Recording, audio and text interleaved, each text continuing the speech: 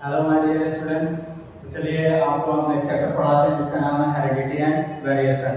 इस चैप्टर के अंतर्गत हम केवल ट्रेड्स के बारे में, लक्षण के बारे में और कैरेक्टर के बारे में डिस्कस करेंगे। देखिए एग्जाम आप लोग के आ रहे हैं तो केवल हम एग्जाम के पॉइंट ऑफ व्यू से डिस्कस करेंगे जिसका नाम है मोनोहाइब्रिड क्रॉस और डाई हाइब्रिड क्रॉस। ये दो ऐसे क्रॉस हैं जो आप लोग एग्जाम में आते ही आते हैं, चाहे वो 10th हो चाहे 12th हो। मैक्सिमम 10th क्लास में ज्यादा पूछा जाता है। तो चलिए इसके बारे में डिस्कस करते हैं। देखिए हेरिडिटी क्या होता है। हेरिडिटी तो हेरिडिटी क्या होता है, ये पूरा एक यूनिट है जिसका नाम है जेनेटिक्स। क्या है? जेनेटिक्स। इसके अंतर्गत क्या जो ट्रेड्स होते हैं ये एक पीढ़ी से दूसरी पीढ़ी ट्रांसफर होते हैं। द ट्रांसफर ऑफ ट्रेड्स, क्या the transfer of trades, transfer of traits from one generation to another generation, from one generation to another generation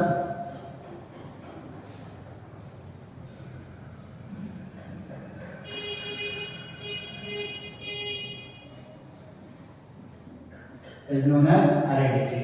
देखिए वेरिएशन क्या होता है, तो वेरिएशन जो आप लोग हम लोग एक दूसरे से अलग अलग हैं, थोड़ा वेरी करते हैं। मतलब कि अगर वेरिएशन की बात करें तो कोई भी आदमी एक दूसरे का एग्जैक्ट कॉपी नहीं होता है, ठीक है। तो वेरिएशन हेल्पफुल कैसे करता है, तो variation is helpful to identify the particular organism. मतलब एक पर्टिकुलर, जैसे अगर किसी क्लास में अगर कोई व्यक्ति है तो उस पर्टिकुलर ऑर्गेनिज्म का आइडेंटिफाई करना है क्या वेरिएशन हेल्पफुल करता है, ठीक है ना। फिर इसी चीज का पता लगाने के लिए क्या जो लक्षण होते हैं, जो जीन्स होते हैं वो एक पीढ़ी से दूसरी पीढ़ी ट्रांसफर होते रहते हैं कि नहीं होते रहते। तो उसके लिए आया एक साइंटिस्ट जिनका नाम था मेंडल, ठीक है ना। क्या नाम था उसका पूरा नाम था? ग्रेगर जॉन मेंडल, ठीक है ना। उन्होंने क्या किया था? पी प्लांट लिया था। कौन सा P plant? Garden pea plant लिया था, जिसका उन्होंने क्रॉस कराया। तो उन्होंने देखा कि उन्होंने ऑब्जर्व किया कि जो ट्रेड्स होते हैं एक पीढ़ी से दूसरी पीढ़ी ट्रांसफर होते रहते हैं। Means generation to generation trades और जीन ट्रांसफर होते रहते हैं। तो उस पहले उन्होंने क्या कराया था? पहला उन्होंने क्रॉस कराया था मोनोहाइब्रिड क्रॉस। क्या क्रॉस कराया था? Monohybrid cross. Monohybrid cross. देखिए मोनोहाइब्रिड क्रॉस क्या होते हैं? तो ऐसे क्रॉस जिसमें केवल वन कॉन्ट्रास्टिंग कंपेयर कैरेक्टर लिया गया था, उस क्रॉस को मोनोहाइब्रिड क्रॉस कहा जाता है। जैसे उन्होंने क्या लिया था? कॉन्ट्रास्टिंग कैरेक्टर का मतलब जस्ट उसका विपरीत। विपरीत कहने का मतलब जैसे टॉल का विपरीत डॉर्फ, ठीक है ना। टॉल का विपरीत डॉर्फ, अपोजिट डॉर्फ। तो देखिए उन्होंने जब क्रॉस कराया तो उन्होंने क्या देखा कि जो जीन्स होते हैं वो एक पीढ़ी से दूसरी पीढ़ी क्या होते रहते हैं? ट्रांसफर होते रहते हैं, ठीक है ना। देखिए पहले उन्होंने एरेज बनाया इनका, फिर ऐसे क्रॉस कराया। देखेंगे इस डायग्राम को आप एग्जाम में ऐसे एज इट इज बनाएंगे तो आपको फुल नंबर मिलेगा। देखिए ये फर्स्ट जनरेशन है, F1 जनरेशन इसको कह सकते हैं, फर्स्ट जनरेशन, ठीक है। ये पेरेंट्स है, क्या है? पेरेंट्स है। इसके पहले हम आपको थोड़ा सा बता देते हैं होमोजाइगस कंडीशन और हेटेरोजाइगस कंडीशन क्या होती है। होमोजाइगस कंडीशन, होमो का मतलब होता है सेम। क्या होता है? सेम। होमोजाइगस कंडीशन क्या होता है? सेम, होमोजाइगस, ठीक है। होमोजाइगस कंडीशन जैसे कैपिटल टी, ठीक। ये क्या है? एकदम सेम है। कैपिटल टी, इसमें कैपिटल टी है, स्मॉल टी है, स्मॉल टी है। ये क्या है? होमोजाइगस, एकदम सेम है। एलिमेंट्स है, इसका कंपेयर ये, ठीक है ना। मतलब ये पूरा क्या है? एक दूसरे के सेम है। इस कंडीशन को होमोजाइगस कंडीशन कहा जाता है। हेटेरोजाइगस कंडीशन क्या है? हेटेरो का मतलब होता है अलग अलग। देखिए हेटेरोजाइगस कंडीशन ऐसी कंडीशन जिसमें जो कंपेयर कैरेक्टर के साथ, जैसे कैपिटल टी का स्मॉल टी, ठीक है ना। देखिए इसमें सेम है बट इसमें अलग अलग, ठीक है ना। तो दोनों में एक कंडीशन होती है। तो आप लोग यहाँ जान रहे हो कौन सी कंडीशन F1 जनरेशन में आई है? तो हेटेरोजाइगस कंडीशन। कौन सी कंडीशन आई है? हेटेरोजाइगस। क्यों? क्योंकि देखिए ये अलग है इससे, तो ये दोनों एक दूसरे से अलग अलग है। तो उन्होंने F1 जनरेशन में, ग्रेगर जॉन मेंडल साहब ने F1 जनरेशन में देखा कि केवल टॉल प्लांट ही अपने आप को क्या कर रहे हैं? एक्सप्रेस कर रहे हैं। मतलब कि देखिए जो दिखाई देता है, जो अपने आप को एक्सप्रेस करता है, जो अपने आप को एक्सप्रेस करता है, उस ट्रेट को क्या कहते हैं? Dominant trait. क्या कहते हैं? Dominant trait. ठीक है ना? जो एग्जिस्ट करता है पर एक्सप्रेस नहीं कर पाता है, उसको हम बोलते हैं रिसेसिव ट्रेट। क्या बोलते हैं? Recessive trait. Which trait do not express? Which traits do not express itself? ठीक है ना? वो क्या कहलाता है? Recessive traits. क्या कहलाता है? Recessive traits. ठीक है, तो आप लोग देखिए कि उन्होंने देखा पहले जनरेशन में केवल टॉल प्लांट। क्या थे? Tall plant. All plants are tall. All plants are tall. देखिए बच्चे इसमें कंफ्यूजन होते हैं कि टॉल और डॉर्फ ही क्यों इसको टॉल ही क्यों कहा गया? क्योंकि शॉर्ट केवल हम इसको कहेंगे, शॉर्ट मतलब डॉर्फ मतलब इसको कहेंगे स्मॉल टी को, कैपिटल टी स्मॉल टी को भी टॉल कहेंगे, कैपिटल टी को भी टॉल कहेंगे। ठीक है ना?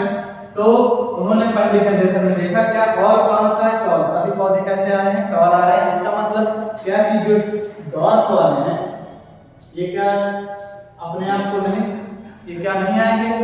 तो उन्होंने उसके बाद फिर एक क्रॉस कराया। कैसे? F1 जनरेशन वाले पौधों को लेकर क्रॉस कराया, तो फिर उन्होंने देखा कि ये अपने आप को फिर से दोबारा दूसरी पीढ़ी में आ गया। तो आज चलिए हम आपको एक क्रॉस और बता देते हैं जिस क्रॉस का नाम है लॉ ऑफ सेग्रीगेशन के बारे में बताते हैं। तो मेंडल ने पहले जनरेशन में जो उनको पौधे मिले थे उन्हीं का क्या करा था? सेल्फ पॉलिनेशन करा दिया था। ठीक है ना? तो वो देखे थे, क्या देखे थे? चलिए हम खुद ही देख लेते हैं क्या कराया था उन्होंने। तो F1 जनरेशन वाले पेरेंट्स को लिया उन्होंने, जब क्रॉस कराया तो पहले एलील्स बना दिए। क्या बना दिए? आप लोग को यही काम करना, पहले एलील्स बना लेना, नहीं तो एग्जामिनर आपके नंबर काट सकते हैं। देखिए क्रॉस कराया तो कैपिटल टी कैपिटल, ठीक,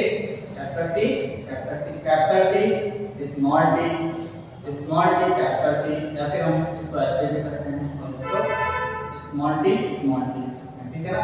सुनिएगा, तो देखिए हम आपको पहले बता चुके थे कि ये क्या आ रहे हैं, ये जो आ रहे हैं पौधे ये टॉल आ रहे हैं। 3 पौधे कैसे आ रहे हैं? टॉल आ रहे हैं। एक पौधा कैसा आ रहा है? शॉर्ट आ रहा है कि नहीं भाई? ये हमने आपको पहले बताया है क्या कि ये स्मॉल टी डॉर्फ को रिप्रेजेंट करेगा। ठीक है ना?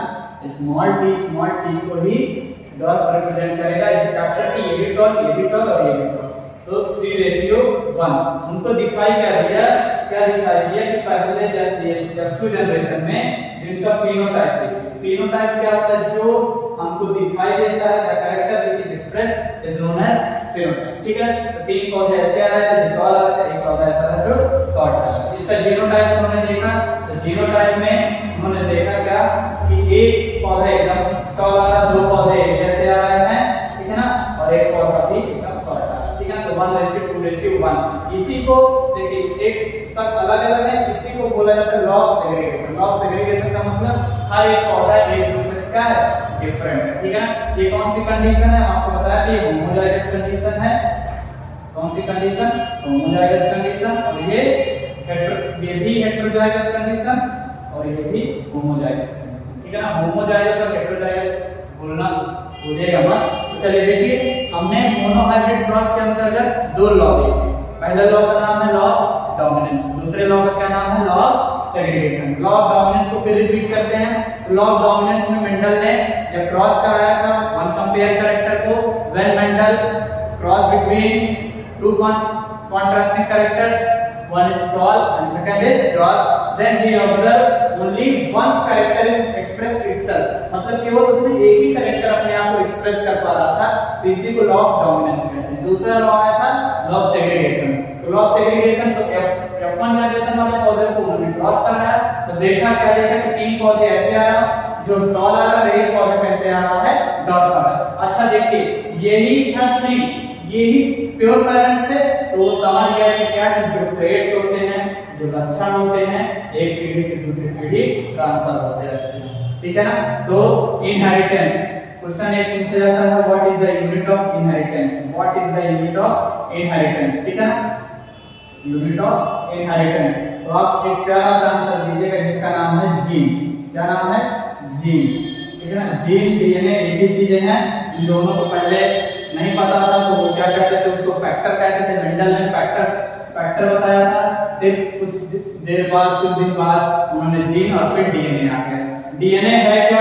तो डीएनए के बारे में बहुत महत्वपूर्ण क्वेश्चन पूछा जाता है, डीएनए और आरएनए। देखिए डीएनए ही जेनेटिक मटेरियल, डीएनए ही जेनेटिक मटेरियल है। It is a genetic material, it is a, अभी तक हम ट्रेड्स कह रहे थे, वही चीज DNA, it is a genetic material. कैसा मटेरियल है? जेनेटिक मटेरियल है which transfer one generation to another generation, which transfer one generation to another generation, one generation to another generation, यही क्या है? डीएनए है, another generation। इसको हम और ब्रीफली देखते हैं क्योंकि इसके विषय में क्वेश्चन बहुत ज्यादा पूछे जाते हैं। तो देखिए ये चीज ठीक है, डीएनए हो गया, लॉ ऑफ सेग्रीगेशन है। तो मेंडल ने क्या कहा कि चलिए हम ठीक है, लॉ ऑफ सेग्रीगेशन है, ये लॉ, इसी को लॉ ऑफ प्योरिटी भी कहा जाता है। क्या कहा जाता है? क्यों? क्योंकि इसमें प्योर पेरेंट्स आ गए थे, F2 जनरेशन में क्या गए थे? प्योर पेरेंट्स आ गए थे, इसीलिए इसको क्या बोला जाता है? लॉ ऑफ प्योरिटी बोला जाता है। क्या बोला जाता है? लॉ ऑफ प्योरिटी, ठीक है। फिर मेंडल ने क्या कराया? डाइहाइब्रिड क्रॉस कराया। डाइहाइब्रिड का मतलब क्या होता है? डाइहाइब्रिड, देखिए इसको अच्छे से एक्सप्लेन करेंगे, देखिए समझिएगा। डाई का मतलब होता है दो। जब उन्होंने टू कंपेयर कैरेक्टर को लेकर क्रॉस कराया, कितने? टू का मतलब जैसे कैपिटल टी, इसका कंपेयर स्मॉल टी, राउंड, इसका रिंकल, ठीक है ना। टू का वन ये हो गया, दूसरा ये हो गया। तो जब उन्होंने टू कंपेयर कैरेक्टर को क्रॉस कराया था, उसी क्रॉस को डाइहाइब्रिड क्रॉस कहते हैं, हिंदी में द्विसंकरण क्रॉस कहते हैं। देखिए तो डाइहाइब्रिड क्रॉस डिस्कस करने से पहले हम एक टॉपिक और छोड़ रहा था जिसका नाम है ट्रेड्स। क्या नाम है? ट्रेड्स। ट्रेड्स आपके टू टाइप के होते हैं। कितने टाइप के? Two type. एक एक्वायर्ड ट्रेड, कौन सी ट्रेड? एक्वायर्ड, और एक इनहेरिटेड ट्रेड, इनहेरिटेड ट्रेड। देखिएगा एक्वायर्ड ट्रेड वो होते हैं जो आफ्टर बॉर्न हम कुछ ना कुछ अपने नॉलेज स्किल गेन करते हैं, उस ट्रेड को क्या बोलते हैं? एक्वायर्ड ट्रेड बोलते हैं, जो आफ्टर बर्थ मिलता है। जैसे हम कुछ नॉलेज गेन करते हैं, कुछ ऑफिसर बन जाते हैं, कुछ क्या डॉक्टर बन जाते हैं, इंजीनियर बन जाते हैं, तो अपने स्किल से, अपने नॉलेज से बन जाते हैं, जो हम आफ्टर बॉर्न हम अपने आप मिला है। इस ट्रेड को एक्वायर्ड ट्रेड कहते हैं, ठीक है ना। जो हमें बाय बर्थ मिलता है, जो ट्रेड बाय बर्थ आते हैं, उनको क्या कहते हैं? इनहेरिटेड। जैसे हम अपने माता पिता के क्या होते हैं? एकदम प्रोजनी होते हैं, जैसे उनकी नाक या कान, कुछ ना कुछ मुंह हमारा सब क्या रहता है? कुछ ना कुछ मिलता जुलता रहता है, तो उसे क्या बोलते हैं? इनहेरिटेड, ठीक है ना। तो डाइहाइब्रिड क्रॉस करते हैं। चलिए डाई का मतलब क्या होता है? मैंने बताया था, दो होता है, ठीक है ना। डाई का मतलब दो होता है, हाइब्रिड का मतलब क्रॉस होता है। तो when Mendel made cross between two pair of contrasting character, ठीक है ना। Two pair of contrasting character मतलब कहने का मतलब राउंड है, ठीक है ना। इसके साथ ग्रीन ले लिया, ठीक। राउंड का उल्टा विपरीत अपोजिट रिंकल, इसका कैपिटल वाई मतलब एरो ले लिया, ठीक है। देखिए तो उन्होंने पहले क्या निकाल लिया? जीन्स निकाल लिया, ठीक। चलिए आर वाई आ गए थे, R Y, small R Y,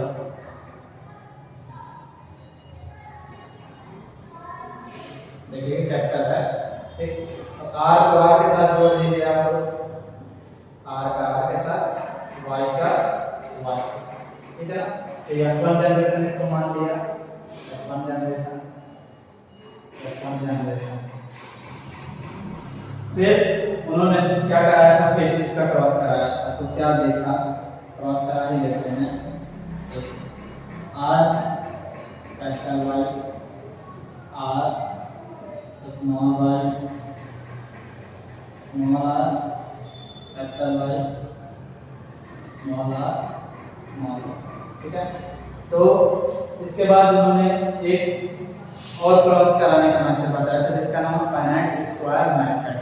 क्या नाम है? पेनेट स्क्वायर मेथड। देखिए वो कुछ ऐसे है, ये समझ में आ गया होगा आप लोग को।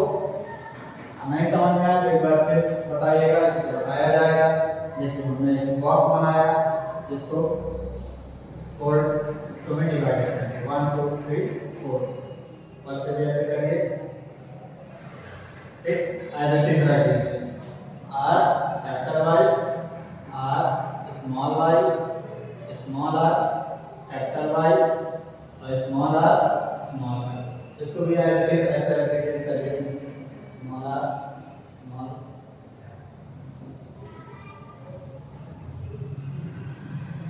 कंफ्यूज मत होइएगा, कैपिटल R के साथ कैपिटल R हो जाएगा, Y को Y के साथ जोड़ दीजिए, कैपिटल Y कैपिटल R का R के साथ, तो इसी तरह जोड़ते हुए चले जाएंगे तो आसानी से हमारा आ जाएगा।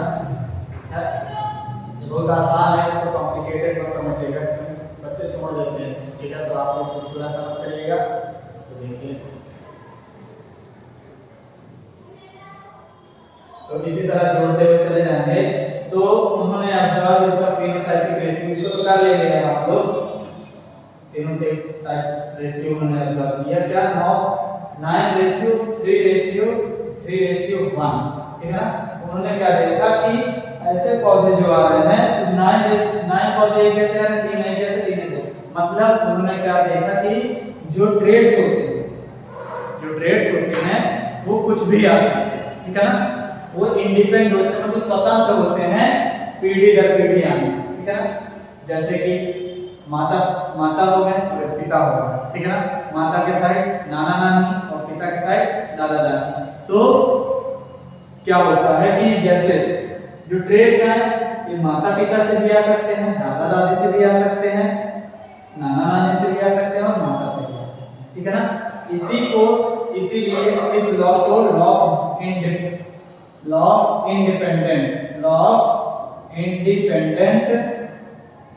इंडिपेंडेंट असॉर्टमेंट कहा जाता है, ठीक, दैट्स ऑल।